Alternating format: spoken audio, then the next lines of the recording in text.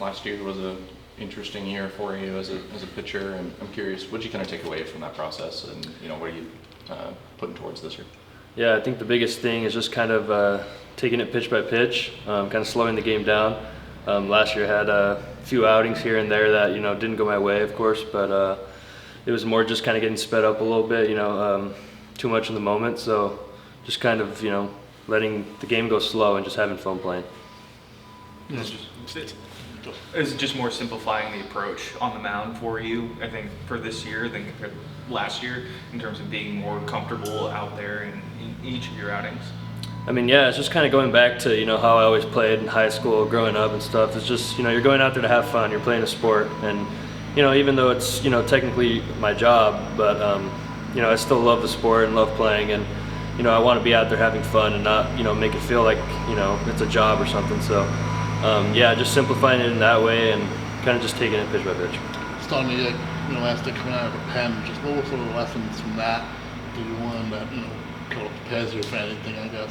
Yeah, I mean, it was definitely different. I mean, having to kind of accommodate my pre-pitch routine and not knowing when you're going to go in exactly, but it was a good adjustment that I made throughout the year, and just getting to experience that helped me as a pitcher myself. Not only having the starting role, but also relieving, getting to see both worlds and kind of understanding what pitchers need in those both areas. It really helped me build as a pitcher myself. So.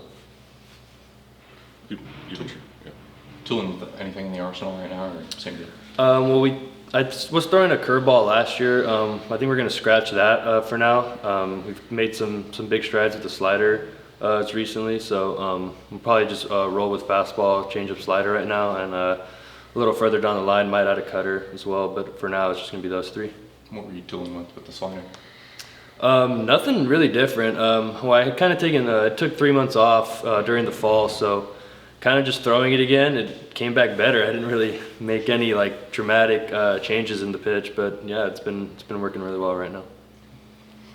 Have you been preparing in a starting capacity? Is that what you're hoping to do, or like you're talking about starts last year with bullpen as well? Or? Yeah, I mean, as of right now, I'm not 100% sure on the roles that are being given out. We haven't really discussed it as a team or anything like that, but regardless, I'm going to go out and be ready to work. What is it kind of like, watching the development of Dax and Ethan, and just kind of as kind of watching them develop to where they are right now? What's kind of been that like?